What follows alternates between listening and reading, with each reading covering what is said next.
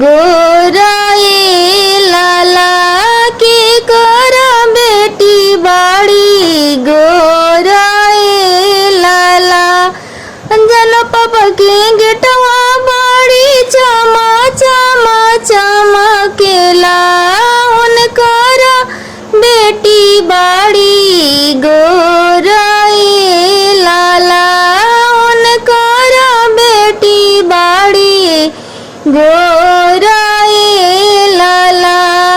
अपना महलिया में से बोले लियन जाना बेटी सुन पापा राजा माराए लाला सुन पापा राजा माराए लाला।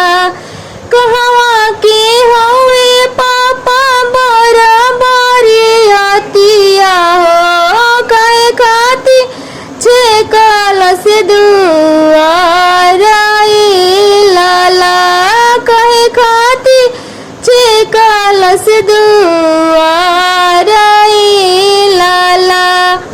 जनवा के हुए बेटी बराबरी आतिया हो तोरे खाती छे कलश दुआराए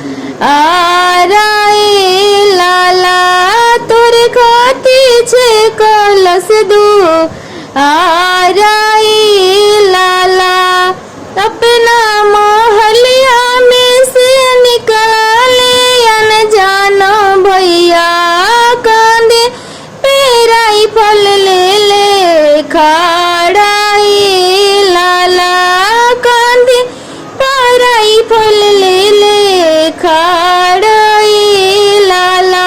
यही राई फल मरबो हम बराबरी आतिया के कहे खाती छे कलश दुआराए लाला कहे खाती छे कलश दुआराए लाला।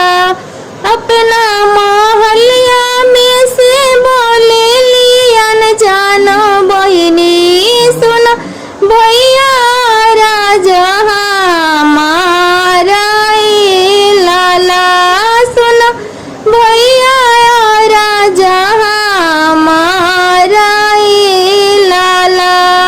कहे खाती मरबा भैया बराबरी आतिया हो कहे खाती मरबा भैया सब बारे आतिया के